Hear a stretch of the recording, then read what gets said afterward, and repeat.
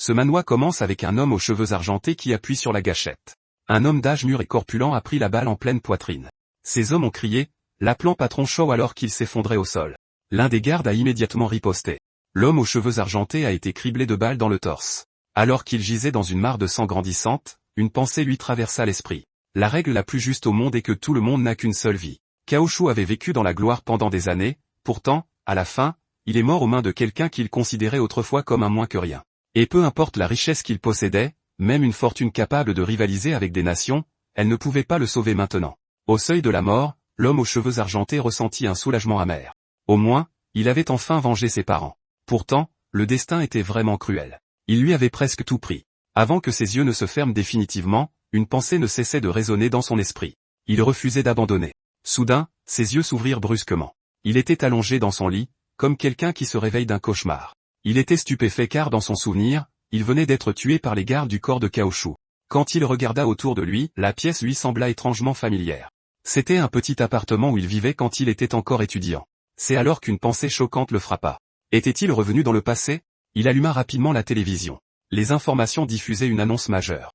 Un jeu de réalité virtuelle en immersion totale appelé Conviction venait de lancer sa bêta ouverte. Au moment où il vit la diffusion, son cœur se mit à battre la chamade. Conviction venait tout juste d'ouvrir ses serveurs, ce qui signifiait qu'il était vraiment de retour. L'homme aux cheveux argentés s'appelait Nian. Il prit un cadre photo à côté de son lit. À l'intérieur se trouvait une photo de lui avec ses parents. À cette époque, sa mère et son père faisaient des affaires à la frontière, commerçant un métal stratégique appelé plutonium. Elle l'achetait à des prix des centaines de fois plus élevés que la normale. Grâce à cela, leur famille a amassé une fortune colossale. Plus tard, son père ouvrit une fonderie de métaux, et leur famille devint rapidement riche. Mais les beaux jours n'ont pas duré. Quand Nian eut 25 ans, tout s'effondra. Le groupe financier Chiong a frappé. Les parents et partenaires commerciaux en qui son père avait confiance furent soudoyés par Kaoshu et se retournèrent contre eux. L'entreprise subit des pertes dévastatrices et finit par faire faillite. Son père prit du poison et mit fin à ses jours. Sa mère tomba malade sous le choc et mourut de chagrin peu de temps après. Mais la cruelle vérité était que Nian lui-même n'était pas innocent non plus. Grandir dans la richesse l'avait rendu paresseux. Il passait ses journées à ne rien faire. Quand tout s'est effondré, il n'avait aucune compétence, aucun plan, et aucune issue. Alors à la fin, il a choisi la voie la plus extrême, mourir avec Kaoshu. Mais maintenant, le ciel lui avait donné une autre chance.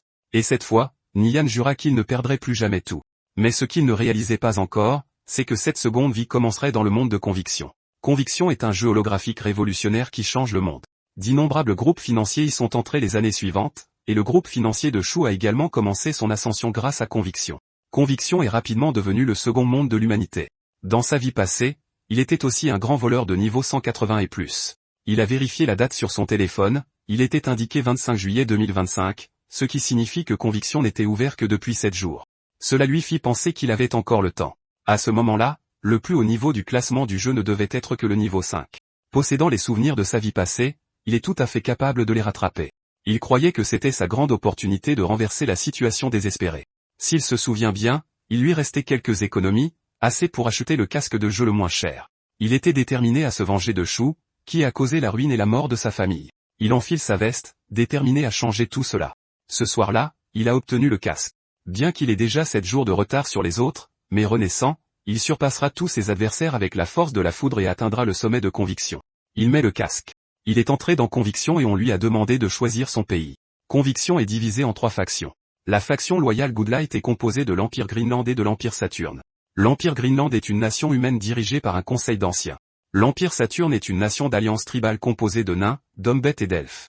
La faction loyale obscure est composée de la tribu des descendants de démons et de la tribu des morts-vivants sous la dictature d'un chef.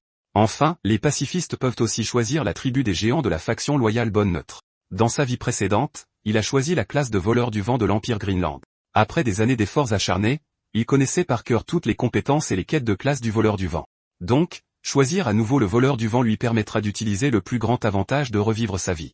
Le système a détecté qu'il a choisi la classe de voleur du vent. Avec cela, il avait choisi de naître dans l'Empire Greenland.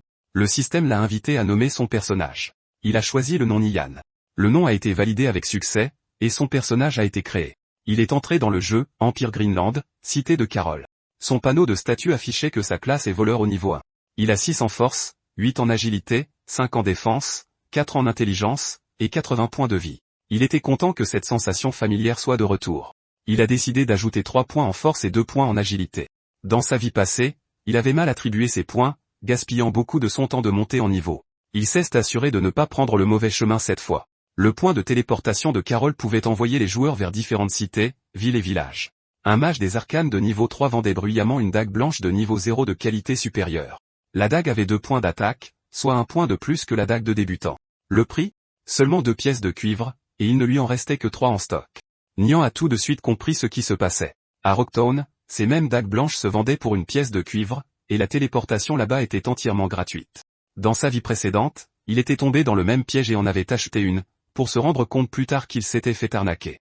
Mais maintenant, avec tous ses souvenirs intacts, il ne se ferait plus avoir.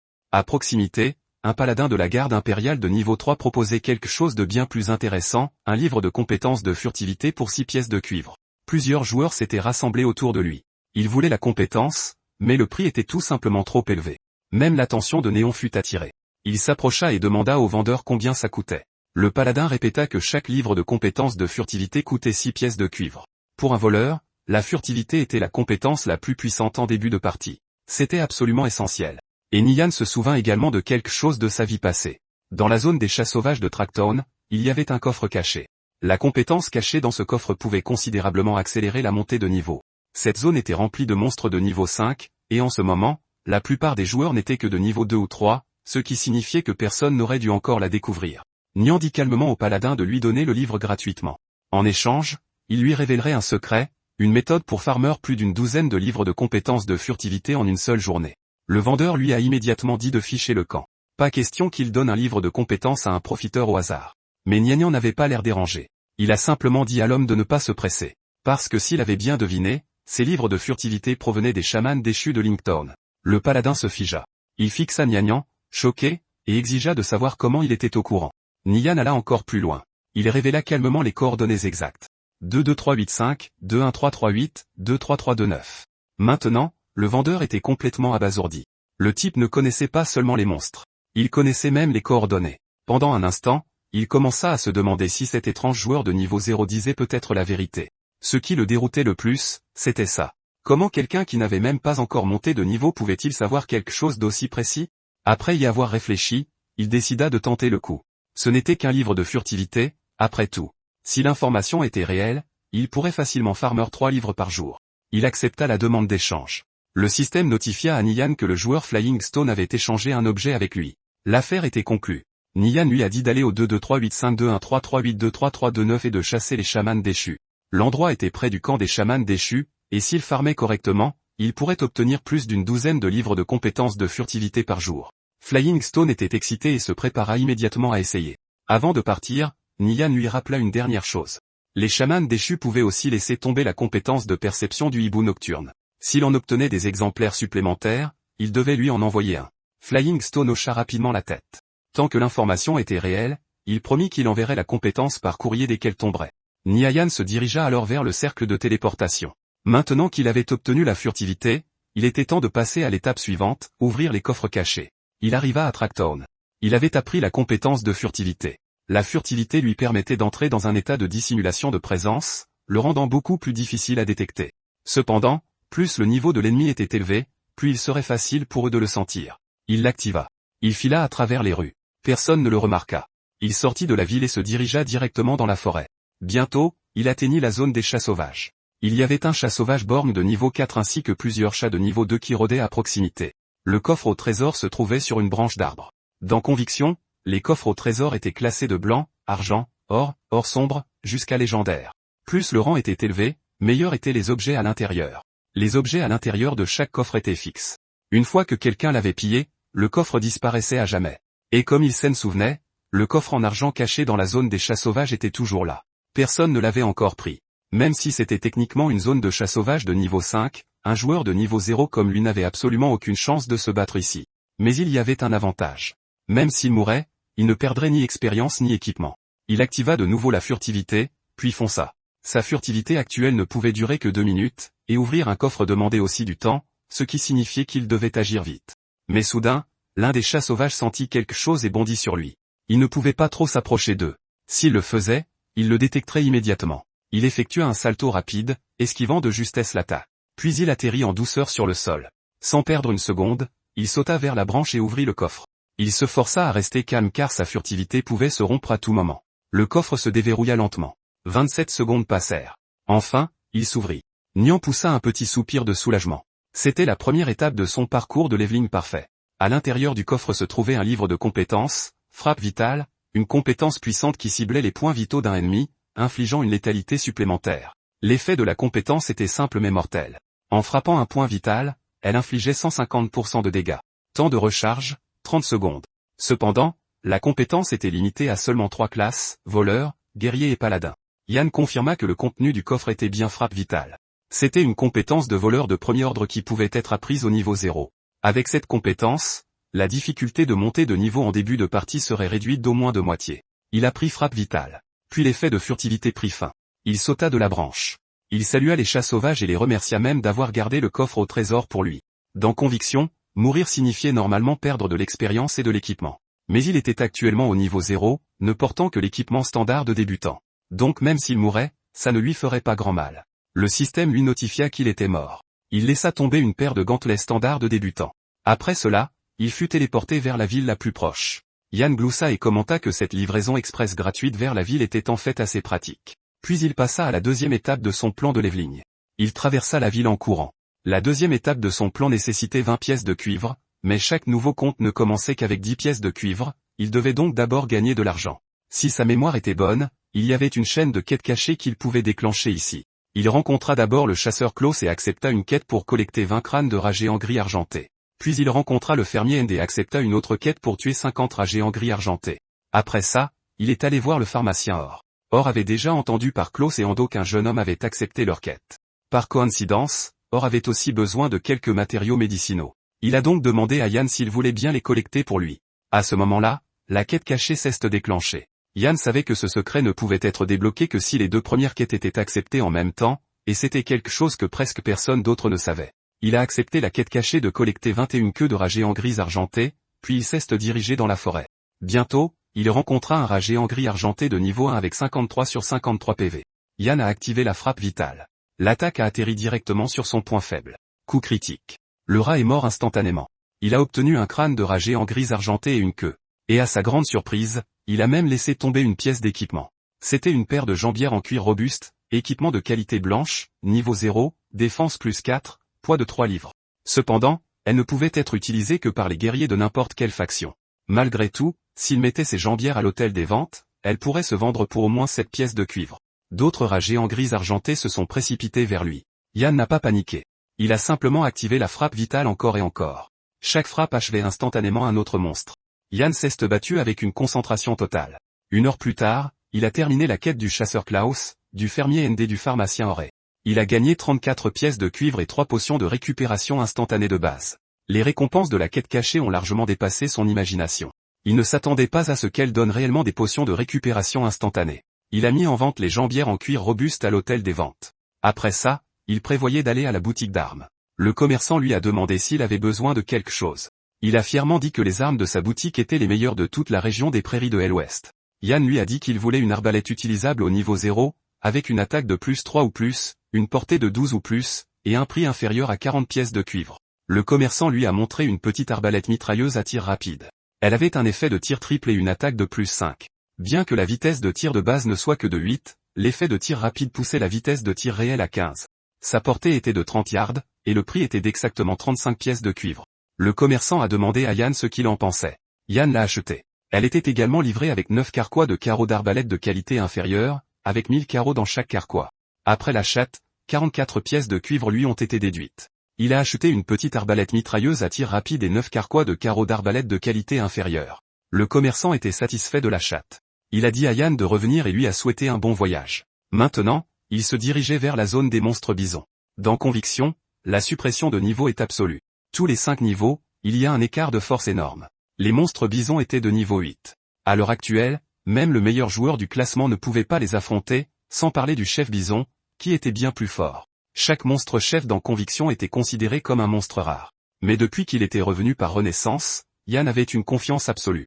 Même au niveau 0, il croyait pouvoir tuer le chef bison malgré l'écart de niveau. Dans la zone des monstres bisons, Yan a atterri au bord de la falaise. Les coordonnées étaient 567.628.192. S'il se souvenait bien, ça devait être juste ici. Il a trouvé l'endroit. En dessous de lui, des bisons couraient à travers les vastes champs. Le chef bison de niveau 8 était aussi là. Sa barre de vie affichait 3 cents sur 3 cents. C'était le monstre de grade chef de la zone des bisons, et la distance entre eux était parfaitement à portée de son arbalète. Le monstre de grade chef se tenait exactement là où il le voulait. La petite arbalète mitrailleuse à tir rapide avait 5 d'attaque, 8 de cadence de tir, 30 de portée, et elle avait aussi un effet de tir triple. Il a tiré, et 3 carreaux ont volé vers le chef bison. 2 carreaux ont manqué leur cible, et un carreau a porté un coup vital, infligeant moins 1 de dégâts. Sa vie est tombée à 299 sur 300. L'écart de niveau entre Yann et le chef bison était tout simplement trop grand. Même quand il touchait, il ne pouvait infliger qu'un point de dégâts, mais ça n'avait pas d'importance. Il avait apporté 9000 carreaux d'arbalète avec lui. Il prévoyait de le tuer à l'usure. Il a tiré de nouveau. Une fois de plus, 2 carreaux ont manqué leur cible et un carreau a porté un coup vital, infligeant moins 1 de dégâts. Sa vie est tombée à 298 sur 300, et le chef bison est devenu furieux. Il a chargé vers lui. Yann lui a calmement dit d'abandonner. Après tout, c'était un endroit du terrain buggé qui serait confirmé d'innombrables fois dans le futur. Il a tiré une autre salve. Le même résultat, 2 carreaux ont manqué leur cible et un carreau a porté un coup vital, infligeant moins 1 de dégâts. Il a répété ce processus d'innombrables fois. Même après tout ça, il lui restait encore 8063 carreaux. Puis le nombre est lentement tombé à 5016. 3 heures plus tard, la barre de vie du chef bison était presque vide. À ce moment-là, Yann avait déjà utilisé près de 4000 carreaux, mais le monstre n'était toujours pas tombé. Le chef bison a rugi bruyamment. Yann a tiré de nouveau. Tout comme avant, 2 carreaux ont manqué leur cible et un carreau a porté un coup vital, infligeant moins 1 de dégâts, et ce dernier tir l'a finalement abattu. Yann a sauté de la falaise. Le système l'a notifié qu'il avait tué le chef bison. En raison de l'énorme écart de niveau, il a reçu un bonus de 1800% et a gagné 8290 points d'expérience. Son niveau a augmenté, et il a atteint le niveau 2. Tuer des monstres bien au-dessus de son niveau donnait vraiment une énorme quantité d'expérience. Cela lui a permis de passer directement au niveau 2. Il a vérifié les butins. Il a obtenu une dague de grade bronze. En plus de ça, il a aussi reçu plus 5 pièces de cuivre et plus une dague en corne. Dans Conviction, l'équipement est divisé en grades blanc, bronze, argent, or et légendaire. Comme les monstres rares tels que Chef, Sous-Élite, Élite et Seigneur étaient extrêmement rares, seule une mort sur 1000 environ laissait tomber de l'équipement avec des attributs. Cela signifiait que chaque pièce était précieuse. Les armes de grade bronze étaient particulièrement utiles. Elles avaient environ 20% d'attaque en plus que les armes ordinaires et possédaient également un attribut supplémentaire. Yann se souvenait que le chef bison devrait laisser tomber de l'équipement de niveau 5. Malgré tout, la dague en bronze qu'il venait d'obtenir se vendrait quand même pour au moins 3 pièces d'argent. Mais avant de la vendre, il devait l'identifier pour voir ses attributs exacts. Juste à ce moment-là, le système l'a notifié que ses jambières en cuir résistant avaient été vendues. Il a reçu 8 pièces de cuivre. Au même moment, Flying Stone l'a contacté. Flying Stone lui a dit avec enthousiasme qu'il était allé aux coordonnées mentionnées par Yann, et que ça avait marché. Il avait déjà farmé 2 livres de compétences de furtivité, et sa vitesse de montée en niveau était devenue 2 fois plus rapide qu'avant. À cause de cette découverte, Flying Stone sentait que Yann avait été perdant. Après tout, il ne lui avait donné qu'un seul livre, alors que l'information qu'il avait reçue valait bien plus. Yann lui a dit de ne pas en faire toute une histoire. Il lui a simplement rappelé que si la compétence de perception du hibou nocturne tombait, il devrait lui en envoyer un exemplaire. Flying Stone a promis qu'il l'enverrait immédiatement par courrier si elle apparaissait, mais il était toujours curieux. Comment Yann connaissait-il cette zone de farm alors qu'il n'était que niveau 0 tout à l'heure? Yann a expliqué nonchalamment qu'il avait joué avec un autre compte avant, l'avait supprimé, puis avait recommencé en tant que voleur. Flying Stone l'a immédiatement cru. Il a même supposé que le personnage précédent de Yann devait être un expert de haut niveau, peut-être quelqu'un qui s'était classé près du sommet du classement. Puis Flying Stone a posé une autre question. Le compte précédent de Yann avait-il déjà terminé le donjon du camp du chaman déchu? Leur équipe avait essayé de le faire plusieurs fois ces derniers jours, mais chaque tentative s'était soldée par un anéantissement total. Ils ont failli perdre tout leur équipement et leur expérience. Yann a répondu calmement qu'il pouvait fournir une stratégie complète pas à pas. Le prix? 2 pièces d'argent, non négociables. Flying Stone était abasourdi. Il n'arrivait pas à croire qu'il existait vraiment un guide stratégique complet pour le donjon. Pourtant, il faisait confiance à Yann. Il lui a dit d'attendre pendant qu'il allait convaincre leur capitaine d'équipe, et il a noté le prix de 2 pièces d'argent. Après avoir terminé l'appel, Yann a reporté son attention sur la dague. Il était temps de l'identifier. Notre garçon est retourné à Tracktown. Il s'est dirigé directement vers l'évaluatrice. L'évaluatrice elfe l'a regardé et lui a immédiatement demandé quel objet il voulait faire évaluer. Yann lui a dit que c'était une dague. Elle lui a dit que les frais d'identification étaient de 10 pièces de cuivre. Yann était légèrement surpris. Normalement, les frais d'identification des PNJ dans Conviction étaient d'environ 5% du prix de recyclage de l'objet. Pourtant, il a donné les 10 pièces de cuivre. L'évaluatrice a utilisé sa compétence. Quelques instants plus tard, les attributs de l'arme sont apparus. C'était une dague en corne de qualité bronze, niveau 0, avec les statistiques suivantes, plus 18 d'attaque plus 5. Poids de force, 1 livre. Elle ne pouvait être utilisée que par les voleurs, mais elle était utilisable par n'importe quelle faction. Même Yann était surpris. En comptant ses statistiques de base, cette arme avait presque 10 points d'attaque de plus qu'une dague ordinaire. Cet écart à lui seul suffisait à le placer dans une position presque invincible en début de partie. Yann avait maintenant l'arme dont il avait besoin. Il avait aussi appris la frappe vitale et la furtivité, mais il lui manquait encore une chose, la capacité de combat soutenu. En tant que voleur, les joueurs qui voulaient une meilleure endurance au combat choisissaient généralement entre les compétences de pharmacie ou de bandage. Les potions de santé et les élixirs étaient extrêmement utiles car ils pouvaient restaurer rapidement la puissance de combat, mais ils étaient aussi très chers. Cependant, pour le Yann renaissant, gagner de l'argent n'était pas un problème. Les potions pouvaient toujours être achetées plus tard. Pour cette raison, apprendre la compétence de bandage de combat lui convenait mieux. Dans une boutique de médecine, il a acheté 2 potions de respiration aquatique de base. Ensuite, il a priorisé l'apprentissage de la compétence de bandage de combat.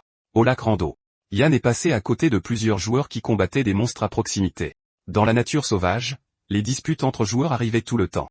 Des choses comme le vol de kills menaient souvent à des combats, alors il restait prudent. Pour atteindre sa destination, il devait traverser le village des pêcheurs avant d'entrer dans le lac Rando. Nettoyer cette zone nécessitait normalement au moins 1 millier de joueurs. Pour l'instant, le seul moyen pour lui de passer était d'utiliser la furtivité. Puis une annonce du système est soudainement apparue. La guilde du retour victorieux a annoncé qu'elle nettoierait la zone dans 3 minutes. Tous les joueurs près du village des pêcheurs ont reçu l'ordre de partir volontairement. Tout comme dans sa vie antérieure, ils étaient toujours arrogants et dominateurs, utilisant leur pouvoir pour intimider les joueurs solo. À l'époque, Yann avait même été traqué par eux pendant des mois. Mais cette fois, il prévoyait de régler ce compte lentement. Il a activé la furtivité. Il s'est faufilé devant les monstres sans se faire remarquer. Finalement, son effet de furtivité a pris fin. À ce moment précis, une boule de feu a été tirée vers lui. Le joueur Purple Fear l'avait attaqué. Le système l'a notifié qu'il pouvait maintenant exercer une légitime défense pendant 5 minutes. Purple Fear était un mage élémentaire de niveau 3. Il a froidement dit à Yann que les joueurs solo n'étaient pas autorisés ici et lui a ordonné de déguerpir. Yann était légèrement surpris de voir un membre de la guilde du retour victorieux. Mais comme l'ennemi était seul, le combattre n'était pas impossible. En combattant un mage, il n'y avait que 2 choix, soit réduire la distance immédiatement, soit s'enfuir. Mais s'enfuir n'était pas le style de Yann. Le temps d'incantation de l'explosion de flamme était d'environ 2 secondes, assez de temps pour qu'il s'approche. Yann a chargé en avant. Sa dague a frappé Purple Fire à la poitrine, moins 23 de dégâts. Purple Fire a reculé en trébuchant. Il a crié avec colère que ce voleur devait chercher la mort. Toute la zone avait déjà été prise par la guilde du retour victorieux. Puis il a libéré un anneau de feu violent. Yann a subi 39 points de dégâts. Sans hésiter, Yann a bu une potion de récupération instantanée de base. Puis il a calmement dit à Purple Fear de ne pas penser qu'il pourrait s'échapper après avoir laissé un voleur s'approcher. Il a frappé à nouveau. Moins 36 de dégâts. Purple Fear a immédiatement riposté, balançant son bâton couvert de flammes. Il méprisait Yann pour n'être qu'un voleur de niveau 2. Il a ricané et lui a dit de réfléchir à ce qu'il avait fait une fois de retour en ville. Après avoir encaissé tant de ses attaques, Yann ne devrait plus avoir beaucoup de vie. Purple Fear a estimé qu'il lui restait peut-être 20 PV. Pendant ce temps, lui-même avait encore 51 PV, ce qui signifiait qu'une boule de feu de plus suffirait à terminer ce combat. Il voulait montrer à Yann les conséquences d'oser s'opposer à la guilde du retour victorieux. Il a commencé à préparer une autre boule de feu alors que Yann chargeait droit sur lui. Yann a resserré sa prise sur la dague. Puis il a déchaîné la frappe vitale. Purple Fear se figea, incrédule. Comment était-ce possible? Yann n'était qu'un voleur de niveau 2, pourtant il était toujours en vie après avoir encaissé sa boule de feu. Il se demanda combien de points de vie il restait réellement à Yann. Puis la réponse lui vint à l'esprit. Ça devait être une potion de récupération instantanée. Mais cela souleva une autre question. Yann n'était qu'un voleur solitaire de niveau 2. Alors, où avait-il trouvé l'argent pour acheter des potions? Yann lui dit calmement qu'il pourrait réfléchir à ces questions après son retour en ville. Purple Fear disparut dans un éclair de lumière. Son bâton tomba au sol. Yann le ramassa. C'était un bâton de bronze de niveau 0. D'après son estimation, il pourrait se vendre pour environ 10 pièces de cuivre. Cependant, Yann savait autre chose. Les joueurs de la guilde du retour victorieux arriveraient probablement bientôt, ce qui signifiait qu'ils devaient partir immédiatement, et il avait raison. Ils apparurent peu après, déjà en état d'alerte. Il y avait des ennemis près du lac, et Purple Fear venait d'y mourir. L'un d'eux suggéra immédiatement de poursuivre le coupable. Ils repérèrent Yann. L'un des joueurs s'élança. Il cria que s'enfuir ne serait pas facile. Il brandit son épée et utilisa la compétence coudée épée unique. Mais à sa grande surprise, Yann se déplaça incroyablement vite et l'esquiva. Tout en courant, Yann but une potion de respiration aquatique. Le poursuivant comprit rapidement ce qu'il essayait de faire. Yann voulait sauter dans les hauts pour s'échapper. Il cria à ses coéquipiers de l'arrêter. L'un d'eux utilisa entaille flamboyante. Un autre activa charge. Ils coordonnèrent leurs attaques. Leurs coups le manquèrent de peu, mais Yann accéléra soudainement et sauta directement dans le lac. Le poursuivant s'arrêta net. Aucun d'entre eux n'avait de potion de respiration aquatique. Bientôt, d'autres membres arrivèrent et demandèrent où le coupable était parti. Ils expliquèrent qu'ils n'avaient pas réussi à l'attraper car il avait sauté dans le lac et s'était échappé. L'un d'eux supposa que Purplefear avait déjà réapparu. Il ordonna à quelqu'un de demander à Purplefear le nom du voleur. Un instant plus tard, ils firent leur rapport.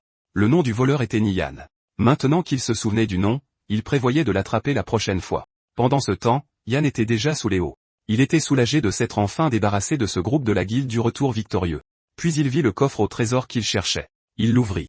À l'intérieur se trouvait la perle hydrofuge du pêcheur. C'était un objet spécial doté de la compétence respiration aquatique. Une fois activée, elle permettait à l'utilisateur de respirer sous les eaux pendant 30 minutes, avec un temps de recharge de 12 heures. Ce n'était pas un objet rare, mais pour Yann en ce moment, c'était extrêmement utile. Soudain, un trident fusa vers lui. Yann réalisa immédiatement quelque chose. Sous les eaux, il ne ferait certainement pas le poids face au pêcheur. Le pêcheur avait été alerté. Et puis, sorti de nulle part, le village de la tribu des pêcheurs explosa. Les pêcheurs qui poursuivaient Yann se retournèrent soudainement et se précipitèrent vers l'explosion. Yann eut un sourire narquois. La guilde du retour victorieux l'avait aidé sans le savoir. Leur attaque avait attiré tous les pêcheurs au loin, rendant la zone autour de lui sûre. Il continua d'explorer sous les eaux et finit par découvrir l'île du cœur. Il décida de remonter à la surface. Quand il sortit de l'eau, il vit quelqu'un près du rivage. Yann la reconnut immédiatement. C'était Yao Yao. Elle avait été sa coéquipière mage sacrée dans sa vie antérieure. Il ne s'attendait pas à la rencontrer ici après sa renaissance. À l'époque, il s'était passé pas mal de choses entre eux. Maintenant, il ne pouvait s'empêcher de se demander si cette rencontre était le destin. Yao Yao fut surprise de le voir sortir de l'eau. Au début, elle s'inquiéta. 3 monstres la poursuivaient, et elle craignait que Yann ne l'attaque aussi. Mais au lieu de ça, Yann se précipita et utilisa frappe vitale sur l'un des monstres. Yao Yao enchaîna immédiatement avec jugement sacré. Ils travaillèrent ensemble. Bientôt, les monstres furent vaincus. Elle le remercia pour son aide. Yann dit simplement que ce n'était rien et se présenta. Quand elle entendit son nom, elle se figea un instant. Elle se demanda s'il pouvait être le même Yann qu'elle connaissait. Puis elle se présenta sous le nom de Chacha. Puisqu'il l'avait aidée, elle suggéra de s'ajouter en ami pour pouvoir le remercier plus tard. Yann accepta et l'ajouta. Il lui demanda ensuite ce qu'elle faisait sur l'île de la Cuar. Il supposa qu'elle était peut-être là pour farmer une quête. Elle expliqua qu'elle devait chasser des araignées d'eau pour collecter des sacs d'eau. Yann répondit qu'il était aussi là pour farmer des araignées d'eau, mais que sa quête nécessitait de la soie fine. Il suggéra qu'ils fassent équipe et farment ensemble. Elle accepta immédiatement. En fait, elle lui donna même de la soie fine qu'elle venait d'obtenir des araignées d'eau tuées plus tôt. Le système notifia à Yann qu'elle lui avait échangé 12 objets. Il savait que ces objets valaient environ 36 pièces de cuivre, mais Chacha ne se souciait pas de l'argent. Elle estimait que l'expérience perdue après sa mort valait bien plus que 36 pièces de cuivre. De plus, elle n'avait même pas de quête nécessitant de la soie fine, donc les garder était inutile. Yann accepta les objets avec gratitude. Soudain, le chef des araignées d'eau apparut. Le système les informa qu'il avait formé un groupe. Yann chargea et utilisa frappe vitale. Chacha le soutint avec jugement sacré. Ensemble, ils infligèrent 70 points de dégâts. Le monstre se retourna et l'attaqua. Yann lui a crié de sauter. Il attirait l'aggro du monstre, lui donnant une chance d'attaquer en toute sécurité. Yann a tiré sur l'araignée avec son arbalète. Chacha a suivi son plan et a lancé jugement sacré et frappe sacrée. Un autre moins 70 de dégâts est apparu. Après un court combat, ils ont réussi à vaincre le chef des araignées d'eau. Intérieurement, elle trouvait ça étrange. Leur coordination avait été incroyablement fluide. Même un puissant monstre chef semblait soudainement facile à gérer. C'était la première fois qu'elle vivait quelque chose comme ça. De plus, c'était clairement leur première rencontre, pourtant leur travail d'équipe semblait naturel, comme s'ils combattaient ensemble depuis longtemps. Yann a remarqué qu'elle le fixait. Il lui a demandé ce qui n'allait pas. Elle a rapidement répondu que ce n'était rien. Puis elle a admis que ses compétences étaient impressionnantes. À cause de ça, elle était curieuse de savoir pourquoi quelqu'un comme lui farmait des monstres seul. Yann a simplement répondu qu'il avait l'habitude d'être seul. Puisqu'il était en solo, elle lui a fait une offre. Son groupe préparait actuellement un guide pour la forêt des ans de Tracktown, et elle lui a demandé s'il voulait se joindre à eux. Yann a demandé à Chacha combien de guerriers boucliers son équipe avait, ainsi que leurs points de défense et de vie. La forêt des ans était un donjon de niveau 3, et le boss, le roi des ans, était un monstre sous élite.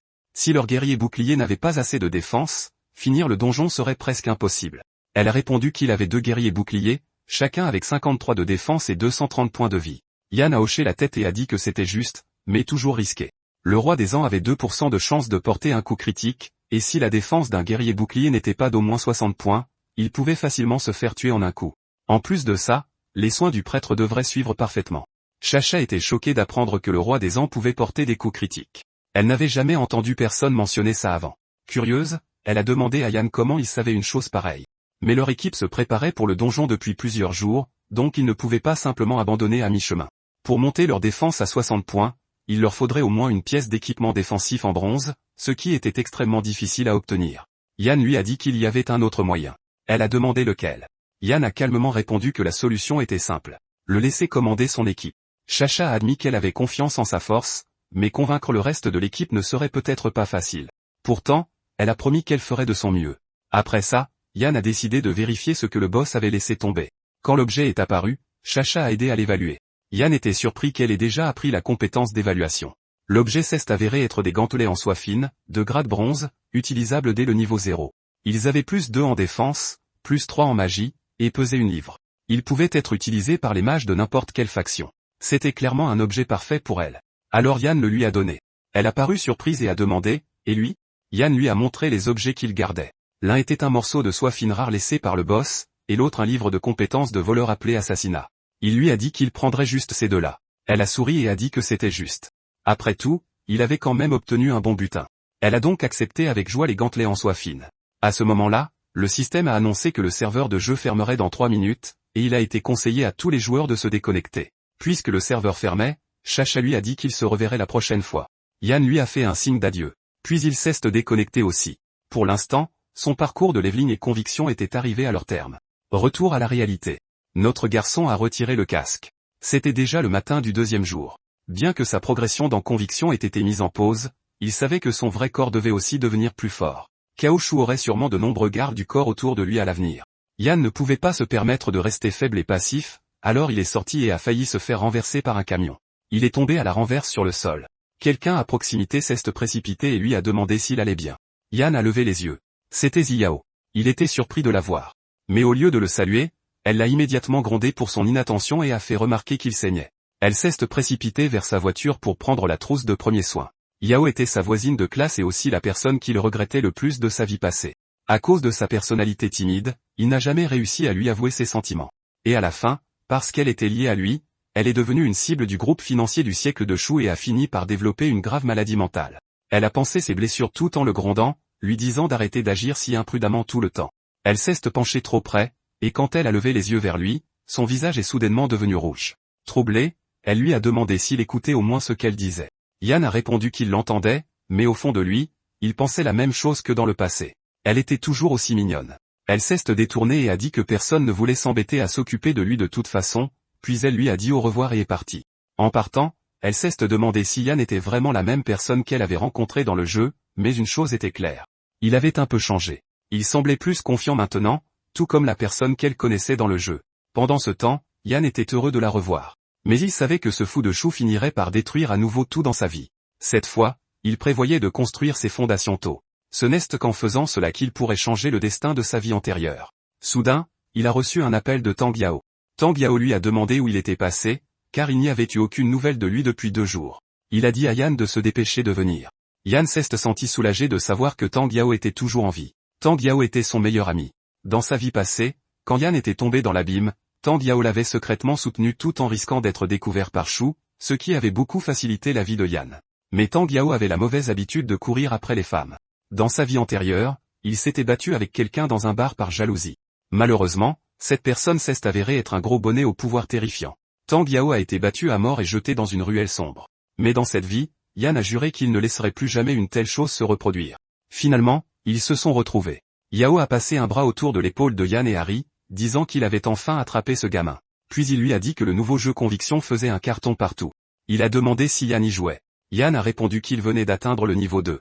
Yao a souri et a dit que c'était déjà pas mal. Puis il a entraîné Yan vers le bar de JCJ et s'est vanté d'être un mage des arcanes de niveau 3. Le bar de JCJ était essentiellement un club de divertissement pour joueurs. Les joueurs pouvaient se connecter avec leurs propres personnages et s'affronter dans des combats compétitifs. Mais contrairement au vrai jeu, ces combats n'affectaient pas la progression. Cependant, comme il s'agissait toujours de combats entre joueurs, les paris étaient inévitables. La plupart des paris portaient sur de l'équipement du jeu, parfois de l'argent. Et Yao adorait les jeux d'argent, même s'il perdait presque toujours. Wekai a repéré Yao et a immédiatement ri, lui demandant s'il était venu faire un autre don. Yao a ricané et a dit qu'on ne savait pas encore qui allait payer. Puis Kai a remarqué Yan qui se tenait à côté de lui.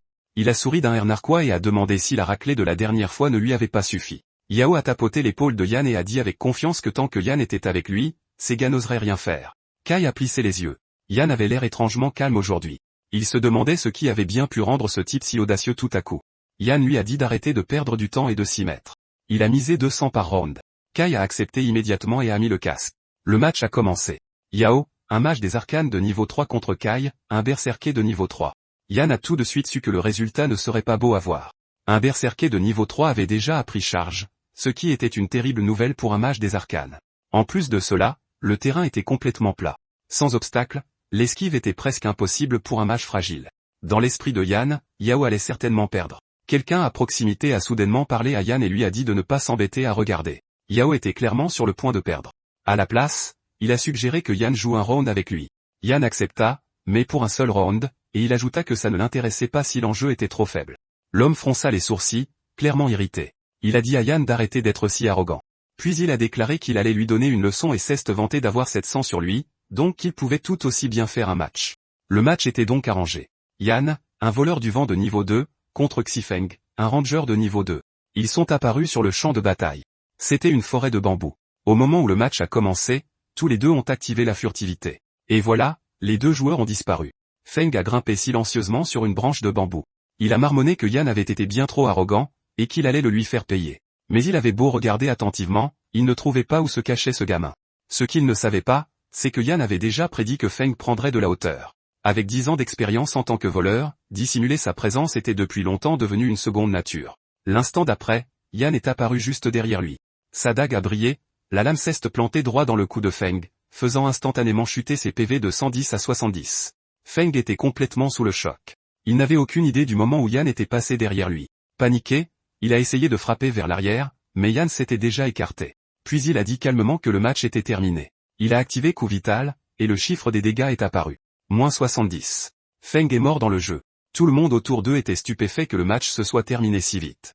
Il n'arrivait pas à croire que Feng ait perdu aussi rapidement. Pour Yan, vaincre un ranger débutant de niveau 2 ressemblait plus à de l'intimidation qu'à un vrai combat. Feng était assis là, confus, essayant de comprendre ce qui venait de se passer. Yan n'avait fait que quelques mouvements simples, mais il avait touché le point vital à la perfection. C'était une élimination nette en un seul coup. Il ne pouvait s'empêcher de se demander quand Yan était devenu si résolu. Après tout, c'était le même Yan qui restait silencieux et ravalait sa colère. Il était difficile d'imaginer ce genre de joueur réussir un coup pareil. Yan s'est tourné vers Yao et lui a demandé comment s'était passé son match. Yao a soupiré et a dit qu'il avait perdu 2 rounds et 1200. Il s'est plaint que Kai avait appris la compétence de berserker aura anti-magie qui contrait complètement son mage des arcanes. Yan a secoué la tête et a dit que l'aura anti-magie ne réduisait qu'une petite quantité de dégâts magiques, donc ce n'était pas aussi effrayant que Yao le pensait. Tant qu'il synchronisait correctement le lancement de ses sorts, combattre un berserker était en fait simple. Yao a admis que son timing était terrible. Toutes ses compétences étaient en temps de recharge, et au moment où Kai a réduit la distance, il s'est fait tuer sur le coup. Yao le fixa avec surprise. D'une manière ou d'une autre, son ami en savait soudainement beaucoup sur le jeu. Il demanda à Yao où il avait appris tout ça. Au lieu de répondre, Yan a simplement agité l'argent qu'il venait de gagner devant lui. Les yeux de Yao s'écarquillèrent de choc. Un des gars à proximité s'est énervé et a demandé pourquoi Yan était si arrogant. Il s'est avancé, prévoyant de frapper Yan pour avoir osé gagner leur argent. Il voulait lui donner une leçon, mais Yan a attrapé sa main et l'a projetée directement au sol. Dans sa vie antérieure, Yan avait entraîné son corps pour des situations comme celle-ci afin de pouvoir affronter Shu. Yao le regarda, incrédule. Il se demandait quand Yan était soudainement devenu si fort. Feng a vite compris qu'il ne devait plus provoquer Yan. Ce type n'était clairement pas facile à gérer. Kai a également remarqué quelque chose d'étrange. Yan était complètement différent de la personne dont il se souvenait. Certains de leurs amis étaient sur le point de se jeter dans la mêlée pour aider, mais Kai les a arrêtés.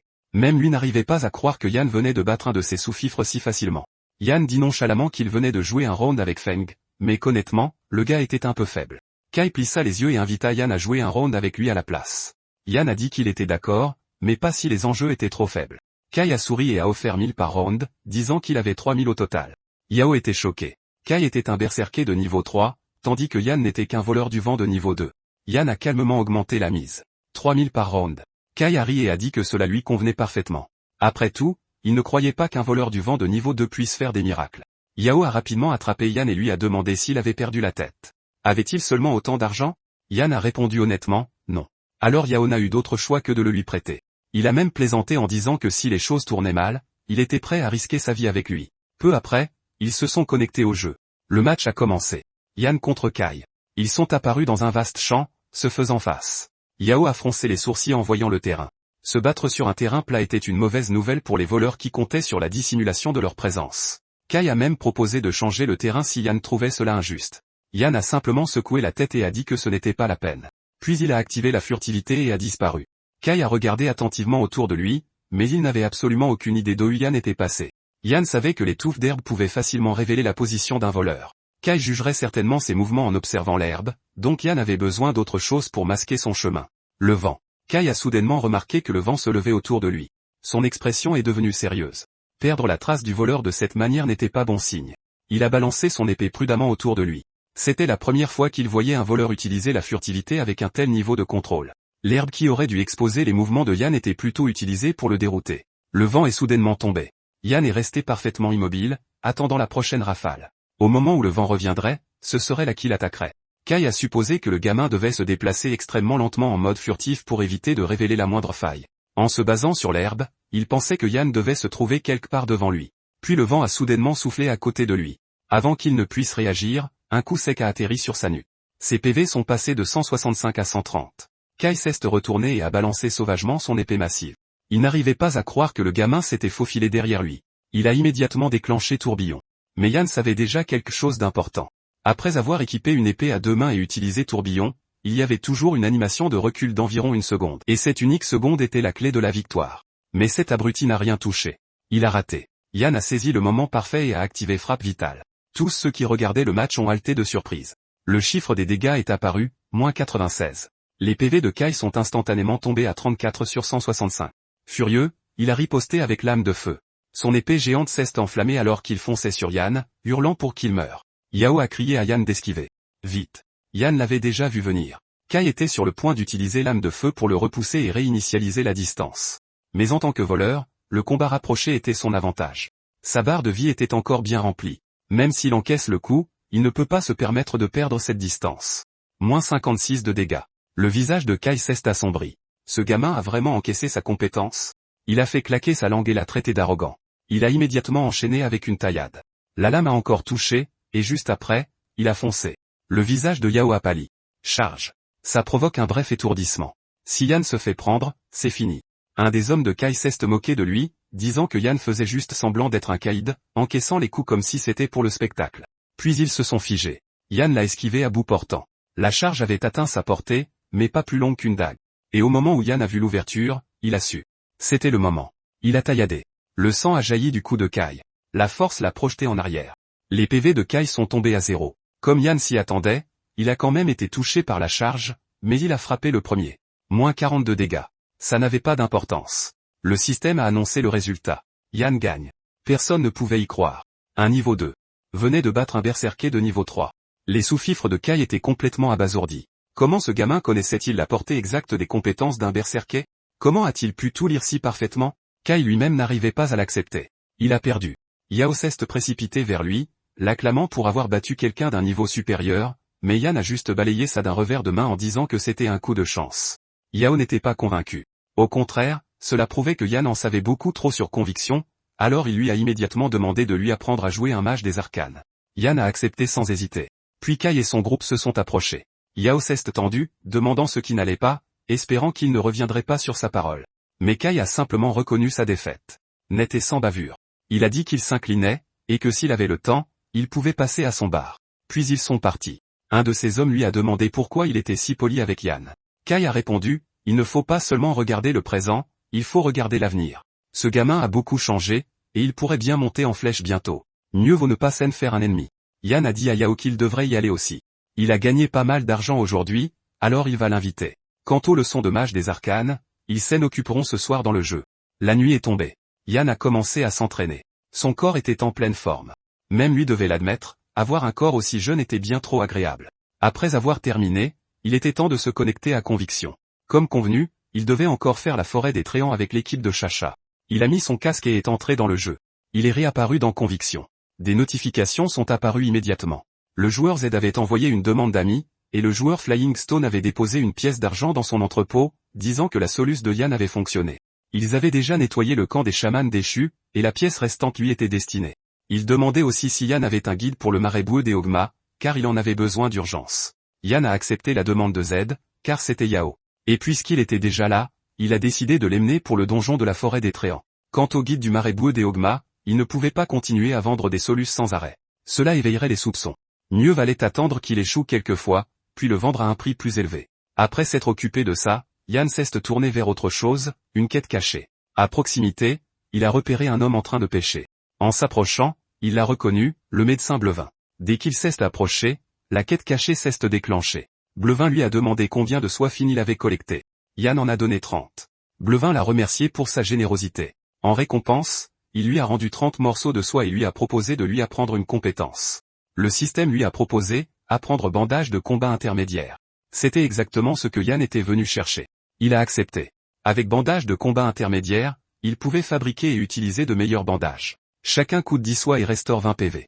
L'incantation dure 10 secondes, mais peut être interrompue après 3. Elle peut même être utilisée sur des coéquipiers. Avec ça, la quête cachée, la commande du médecin Blevin, était maintenant complète à 20%. Yann a froncé les sourcils. Seulement 20%? Il pensait que rendre la soie la terminerait. Puis il a compris. C'était probablement une suite de quêtes. Blevin l'a confirmé. 30 soies n'étaient pas suffisantes. Il en avait besoin de plus. Il a demandé à Yann de rassembler d'autres soies fines, puis un message est apparu. Chacha. Elle disait que l'équipe était prête et lui demandait de se dépêcher. Yann a répondu qu'il était en chemin. Quant à la suite de quêtes et au fait de guider l'équipe de Chacha à travers la forêt des Tréants, les deux exigeaient de la précision. Donc, avant toute chose, il a décidé de farmer le joyau chute-plume à l'intérieur de la forêt. Au point de téléportation de Tracktown, Z attendait déjà.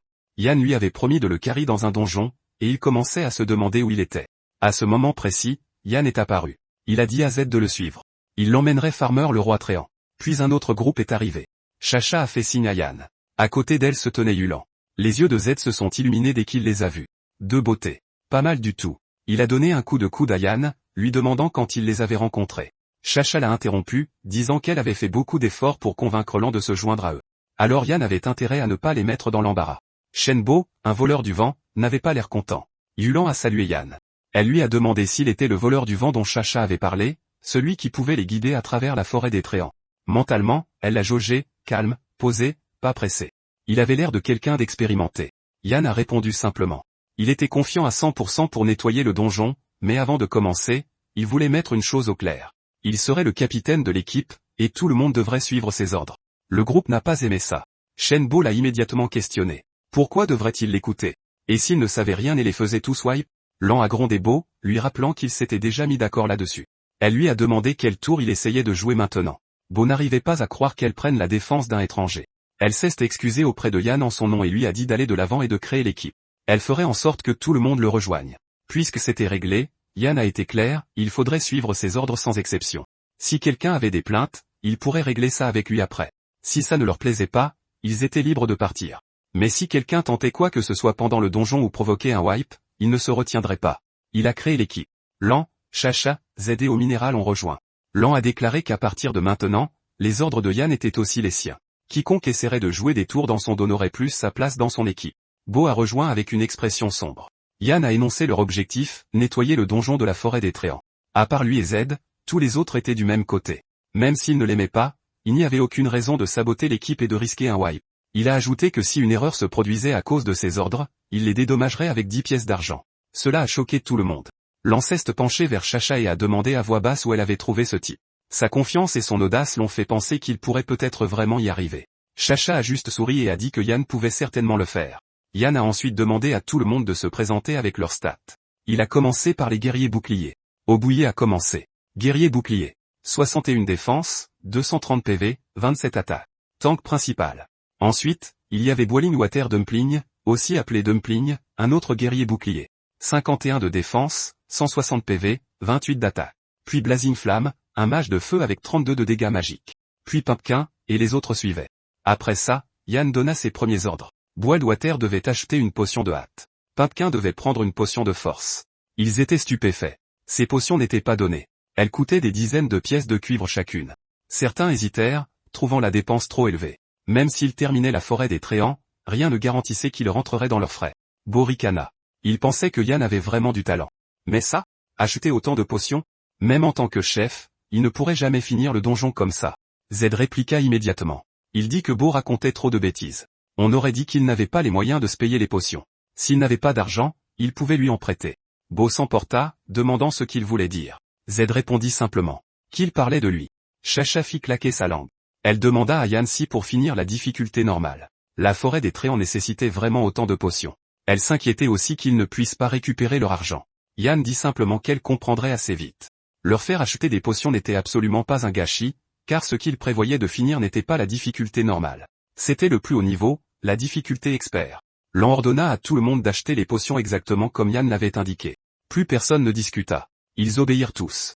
Une fois que tout le monde eut fini ses achats et que l'équipe fut au complet, ils se mirent en route. Ils arrivèrent dans une clairière au centre de laquelle se trouvait une pierre étrange. Yann leur dit de ne pas bouger pendant qu'il ouvrait le donjon. Il s'avança, posa sa main sur la pierre et commença à réciter l'incantation. Devant les arbres de l'ancienne forêt, vous trouvez un texte ancien gravé dans une étrange pierre géante. Ceux qui traversent la forêt absorbent la rosée des premières lueurs de l'aube. Le sifflet du berger résonne dans les bois, réveillant de leur sommeil les âmes des arbres des temps anciens. L'éclaireur de l'ancien de Greenland signale des traces d'elfes noirs dans la forêt, et vous marmonnez, ces maudits elfes noirs, pourquoi ne s'arrêtent-ils jamais? Quand le chant se termina, le système lui proposa de choisir une difficulté pour le donjon de la forêt. Facile, normal, difficile, maître ou expert. Et, bien sûr, Yann choisit expert. Un cercle magique se forma instantanément sous leurs pieds. La seconde d'après, ils étaient à l'intérieur de la forêt des Tréants. Une notification apparut, difficulté expert. L'équipe se figea. La panique se propagea immédiatement. Certains prièrent pour que Yann ait fait un misclick. Il n'y avait aucune chance qu'il puisse réussir. Mais l'on ne le pensait pas. Quelqu'un comme Yann ne ferait pas une erreur de débutant, ce qui signifiait qu'il avait prévu cela depuis le début. Beau explosa. Il accusa Yann d'essayer de les faire tuer. Il exigea de savoir ce qu'il avait fait pour mériter ça, les forçant en difficulté expert juste pour anéantir l'équipe et leur faire perdre de l'expérience. Yann ne réagit même pas.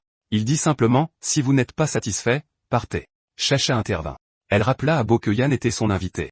S'il avait un problème, il devait le dire directement au lieu de le cibler sans arrêt. Beau paniqua et le nia immédiatement. Mais intérieurement, il était furieux. Il ne pouvait pas accepter qu'elle prenne le parti d'un étranger. Yann parla calmement. La difficulté expert n'était pas si compliquée. Les monstres avaient juste 30% de PV en plus. Les guerriers boucliers avaient besoin d'une défense légèrement meilleure. Les mages devaient infliger plus de dégâts. C'était tout. Quant au boss, le roi Tréant, il y avait quelques changements, mais il expliquerait en y arrivant. L'on écoutait attentivement. Il faisait paraître ça simple, mais dans un donjon, même une différence de 1% pouvait provoquer un wipe. Et là, c'était un écart de 30%. D'où venait sa confiance? Chacha lui demanda directement s'il était sûr. Yann dit que ce ne serait pas un problème. Beau resta silencieux cette fois, mais il observait attentivement. Il voulait voir comment ce type comptait finir un donjon expert. L'équipe s'enfonça plus profondément dans la forêt. Soudain, les lianes se mirent à bouger. Yann les avertit immédiatement. Ils entraient dans la portée d'attaque des Tréants. Les lianes allaient frapper vite. Tout le monde devait se disperser. La plupart réagirent instantanément. Un seul ne le fit pas. Beau. Les lianes jaillirent, s'enroulèrent autour de lui et le projetèrent au sol. Tout le monde se tendit. Beau se faisait traîner. Il paniqua et cria à l'aide, interpellant même Yann. Capitaine Nirvana Flamme, aidez-moi. Beau fut emporté en hurlant à l'aide. Yann réagit instantanément. Il ordonna à Boildwater et Dumpling d'attaquer par la droite. Puis il fit former un mur humain aux paladins pendant que les mages déchaînaient toute leur puissance. Ils bougèrent sans hésiter. Les tanks ont bloqué les branches de l'homme-arbre. Les mages ont lancé des attaques de différents éléments. Les PV de l'homme-arbre ont chuté. Quelqu'un a coupé les lianes, et Beau s'est écrasé au sol. Beau a explosé. Il a accusé Yann de l'avoir fait exprès. Il a prétendu que Yann avait remarqué l'homme-arbre et ne l'avait pas prévenu. Sinon, comment aurait-il pu rester si calme dans cette situation? Yann n'a pas bronché. Il lui a dit de s'en tenir aux faits. Ils ont repéré l'homme-arbre en même temps. Même les guerriers au bouclier l'ont esquivé. Et lui, un voleur, n'a pas pu? Il ne comprenait vraiment pas comment Beau pouvait jouer cette classe. Z a jeté de l'huile sur le feu. Il a dit que blâmer les autres pour son propre manque de compétences était honnêtement drôle. À ce rythme, même un voleur pris au hasard dans la rue pourrait faire mieux. Le visage de Beau est devenu rouge. Lan est intervenu et lui a dit d'arrêter. Il s'était déjà assez ridiculisé. En entendant ça, Beau n'arrivait pas à croire qu'elle prenait aussi leur parti. Yann a coupé court. Assez discuté. Il devait continuer à avancer. La forêt des hommes-arbres était remplie de pièges laissés par les elfes noirs. Il allait déblayer le chemin lui-même. Et en chemin, Beau pourrait regarder et apprendre comment un vrai voleur joue. Ils ont continué d'avancer, avec Yann en tête. Quelqu'un a soudainement crié un avertissement, un tronc tombait devant. Yann a réagi instantanément, l'esquivant avec aisance. Il n'a pas ralenti. Un autre piège s'est déclenché, un filet tombant d'anneau. Yann l'a tranché net en un seul mouvement. Z était stupéfait. Il ne s'attendait pas à ce que le style de jeu de Yann en tant que voleur soit aussi fluide. Lan a hoché la tête, impressionné. Ses mouvements étaient vifs, efficaces. Sa vitesse pour désamorcer les pièges était d'un autre niveau. Bo a ricané, disant que ce n'était rien de spécial. Il pouvait faire la même chose. Puis il a marché sur quelque chose. Le sol s'est dérobé sous ses pieds. Il est tombé tout droit dans une fosse à pieux. Pendant une seconde, il a cru qu'il était mort. Mais une main a attrapé sa jambe, l'a tiré vers le haut et l'a rejeté sur le sol. Yann l'a regardé et l'a dit sans détour. C'était la première fois qu'il voyait un voleur aussi mauvais. Bo a répliqué, prétendant que Yann lui avait tendu un piège. Yann était passé par là sans problème. Alors comment était-il tombé? Z l'a immédiatement traité d'ingrat. Si Yann ne l'avait pas sauvé, il serait déjà mort. Yann n'a pas discuté. Il s'est contenté d'énoncer les faits. Bo est tombé dans le piège tout seul. Ce n'est pas comme si quelqu'un l'avait poussé. Pensait-il vraiment que chaque endroit où Yann marchait était automatiquement sûr? Puis il a conclu froidement. Quelqu'un comme lui n'était pas apte à jouer un voleur du vent. Bo s'est vexé et a immédiatement défié Yann en duel. Il s'est précipité en avant, avec l'intention de tuer. Yann n'a même pas reculé. Il a attrapé la lame entre ses doigts et a dit calmement qu'un 1 contre 1 était trop ennuyeux. Si Bo le voulait, il devrait appeler quelques personnes de plus. Autrement, ce ne serait pas intéressant. Lan est intervenu et leur a dit d'arrêter. Elle a souligné l'évidence. Bo est tombé dans le piège tout seul, et pourtant il s'en prenait à Yann. Chacha a ajouté que c'était Yann qui l'avait sauvé, et pourtant il le blâmait encore. Elle ne s'attendait pas à ce qu'il soit ce genre de personne, mais Bo a refusé de céder. Il a insisté sur le fait que c'était la faute de Yann, qui lui avait tendu un piège exprès. Yann a vu le piège et ne l'a pas prévenu. Ils étaient coéquipiers, mais il prenait le parti d'un étranger. Boisdwater est intervenu et lui a dit d'arrêter. Yann n'a rien fait de mal. Au contraire, c'est Bo qui le ciblait constamment, et tout le monde l'a bien vu. Bo s'est soudainement mis à rire, puis a défié Yann de faire ses preuves. Il voulait voir comment Yann terminerait ce donjon. Après ça, il a quitté le groupe. Chacha s'est rapidement excusé auprès de Yann pour ce qui s'était passé. Yann a simplement balayé ça d'un revers de la main. Honnêtement, c'était mieux sans quelqu'un comme ça pour les ralentir. En même temps, il a réalisé quelque chose. S'il voulait faire des donjons à l'avenir, il devrait monter sa propre équipe. Lan a dit qu'il pourrait en parler plus tard. Pour l'instant, il devait se concentrer sur la fin du donjon. Une demi-heure a passé. Yann est revenu après avoir exploré en mode furtif. Il leur a dit que le chemin était complètement bloqué. 18 hommes arbres au total. L'expression de Lan a changé. Ce nombre était trop élevé. Il ne pouvait pas en gérer autant à la fois, Yann les a rassurés. Il n'était pas assez stupide pour les faire combattre les 18 en même temps. Puis il a sauté sur une branche d'arbre. Les autres l'ont regardé, perplexes. Yann a sorti son arbalète. Il était sur le point de leur montrer à quoi ressemblait vraiment une gestion d'aggro de niveau divin. Il a décoché les flèches de son arbalète. 3 carreaux ont jailli en même temps, traversant la clairière dans différentes directions. Le groupe se figea, perplexe. Certains pensaient que sa main avait glissé. Obouilly se tendit, craignant que cela n'alerte tous les tréants et ne les anéantisse. Puis Yann parla, calme et précis. Il dit à Obouilly de bloquer à 289 288 212. Les flèches frappèrent. Plusieurs tréants réagirent en même temps, -11 de dégâts. Les yeux de Lan s'écarquillèrent. Ce n'était pas aléatoire. Utiliser une arbalète de poing à triple tir pour toucher 3 points distincts et contrôler l'aggro de cette manière, c'était une technique dont elle avait seulement entendu parler, quelque chose de presque mythique. Elle se tourna vers Chacha, stupéfaite. Où est-ce qu'elle avait bien pu trouver ce type? 18 tréants étaient entassés les uns contre les autres, touchant un de travers, et tout le groupe déferlerait. Mais Yann non seulement trouva l'angle parfait, il sépara leur aggro nettement. Ce niveau de précision exigeait une vue et un contrôle insensé. Même les voleurs les mieux classés auraient du mal à réussir ça. Elle marmonna que s'il avait eu quelqu'un comme lui avant, leur taux de survie aurait augmenté d'au moins 30%. Chacha comprit enfin.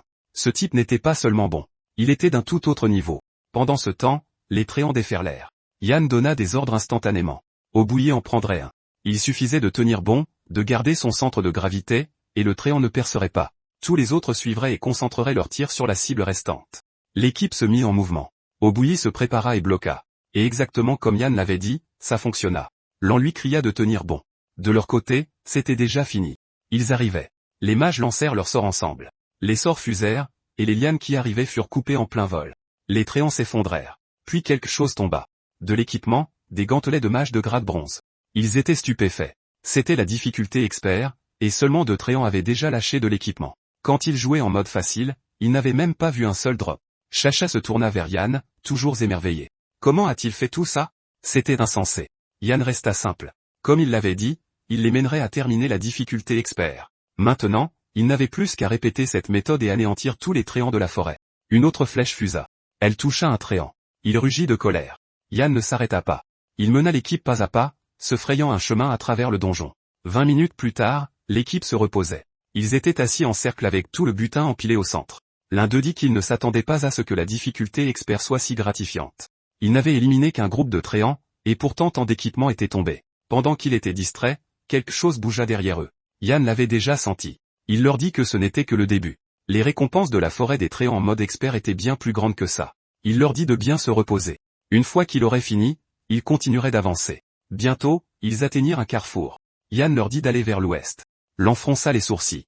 L'ouest était une impasse. Il devrait se diriger vers l'est. Mais Yann lui dit simplement de lui faire confiance. Il ne la laisserait pas y perdre. Ce qu'elle ne savait pas, c'est que cette intrigue secondaire était profondément cachée. À ce stade du jeu, personne dans Conviction ne l'avait encore découverte. Ils avancèrent. En chemin, ils entendirent le son d'une flûte. Les yeux de Yann s'aiguisèrent. C'était celui qu'ils cherchaient. Le berger des Tréants, Yann Pat, un vieil homme connu comme le gardien de la forêt. Autrefois, sous sa garde, humains et Tréants coexistaient pacifiquement. Mais quelque chose changea. Des cultistes des ténèbres apparurent. Les Tréants se libérèrent de tout contrôle et commencèrent à massacrer les humains. Le conseil de Greenland décida d'intervenir et d'éliminer le roi des Tréants. C'était l'intrigue principale du donjon. Le vieil homme les remarqua et les avertit aussitôt de partir. Cet endroit était dangereux. Les Tréants tueraient n'importe quel humain à vue. Et une fois la nuit tombée, au clair de lune, leur force deviendrait encore plus terrifiante. Yann s'avança et le salua. Il dit qu'il était venu pour anéantir les Tréants et rendre justice. Yann Pat s'emporta. Il leur dit d'arrêter. Ceux qui méritaient la mort n'étaient pas les Tréants. C'étaient ces viles créatures qui se cachaient sous terre. Ce sont elles qui méritaient le châtiment divin. Sa voix tremblait de colère. Ces elfes noirs. Ils ont volé sa flûte et se sont cachés dans l'ombre, se moquant de tout. L'en murmura, surprise. Était-ce une intrigue cachée? Comment Yann a-t-il pu trouver ce PNJ? Elle demanda à Chacha qui exactement elle avait amené avec elle. Chacha n'avait pas de réponse. Z, sur le côté, était tout aussi choqué. Depuis quand Yann est-il devenu aussi dingue? Sans déclencher cette quête, il ne pourrait pas vaincre le roi Tréant de niveau expert. Yann répondit calmement. Il a dit qu'il avait déjà remarqué ces créatures dès qu'il est entré dans la forêt. Il pria pour que la lumière sacrée les purifie. Les yeux des Yann Pat s'illuminèrent.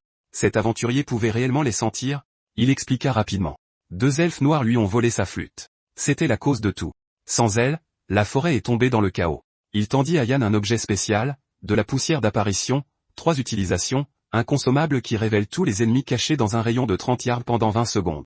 Il dit à Yann de les trouver, de les tuer et de récupérer sa flûte. Ce n'est qu'alors que le roi Tréant pourrait être vaincu. Yann accepta. L'objet en main, il dit à son équipe de le suivre. Puis il lança une corde par-dessus le bord d'une falaise et sauta. Les autres suivirent rapidement. Tandis qu'il avançait, l'en demanda s'il savait vraiment où se trouvaient les elfes noirs. Yann dit que oui. Ils se faufilèrent à travers une fissure étroite à flanc de falaise et empruntèrent un chemin caché. Yann montra droit devant. Ils étaient là. Cette fois, il les piégerait comme des rats et les éliminerait tous les deux. Chacha demanda comment il avait su qu'il était là. Yann répondit simplement. Il les suivait depuis le tout début. Un frisson lui parcourut l'échine. Elle regarda autour d'elle. Rien. Mais Yann pouvait déjà les sentir se rapprocher. Yann expliqua que les 2 elfes noirs étaient extrêmement prudents.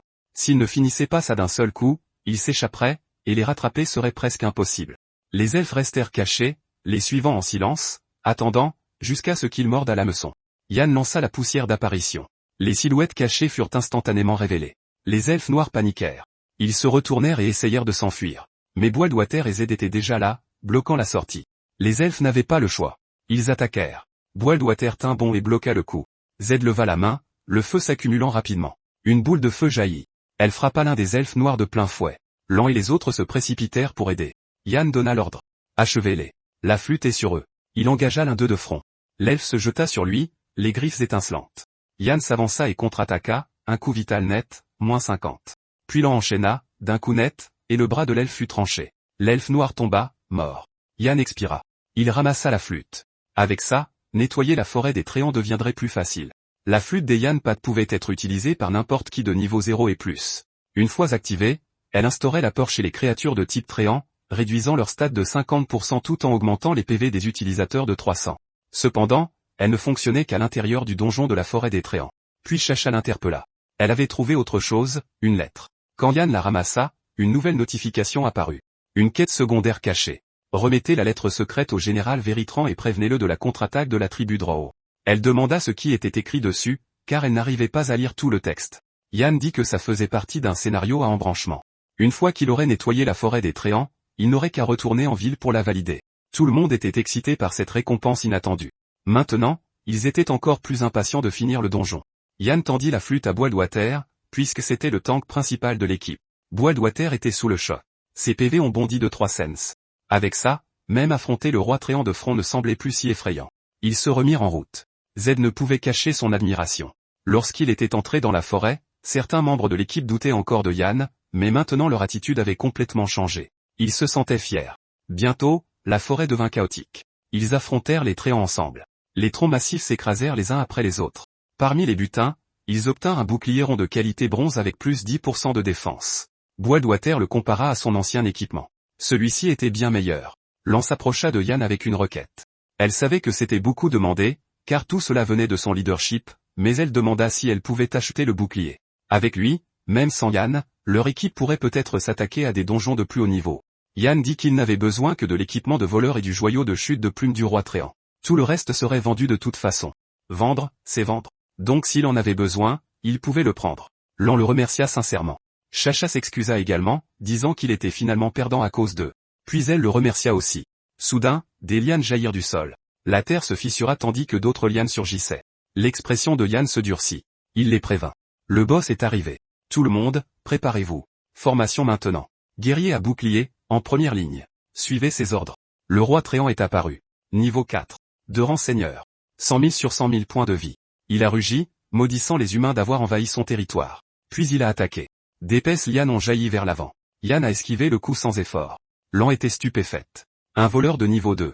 Gérer un boss de rang seigneur de niveau 4 aussi proprement, elle n'avait jamais rien vu de tel. Yann a immédiatement donné des ordres. Boildwater ferait le tank. Les combattants au corps à corps restent derrière lui. Les classes magiques avaient l'interdiction de s'approcher à moins de 30 mètres du boss. Boildwater a tout de suite senti la pression. Sa défense était incroyablement élevée. Yann a appelé les mages, puis a donné le signal. Attaquer ensemble. Des sorts de différents éléments fusèrent en même temps pendant que Boildwater tenait la ligne.